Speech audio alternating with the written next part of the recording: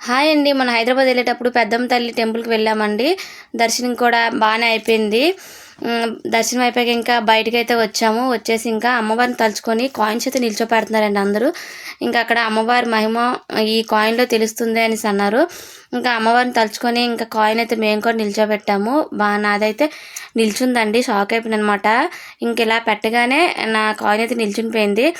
చాలు అమ్మ అనుగ్రహం అయితే నా మీద ఉంది అనిపించింది. ఇంకా మనస్ఫూర్తిగా దండం పెట్టుకొని జస్ట్ ఇలా పెట్టే నిల్చుంది. నాకైతే చాలా హ్యాపీగా అనిపించిందండి. మీరు కూడా ఎంతమంది ఇలా వెళ్ళుంటారో నాకైతే కామెంట్ చేయండి, ఎవరు కాయిన్ నిల్చుందా లేదనేసి. అంటే నాకైతే చాలా హ్యాపీగా అనిపించింది. అమ్మ దయ అయితే నా మీద ఉంది అనిపించింది. నెక్స్ట్ వచ్చేసి ఇంకా మా ఆయన కూడా నిల్చోపెట్టారు. మా ఆయనదైతే నిల్చోలేదండి.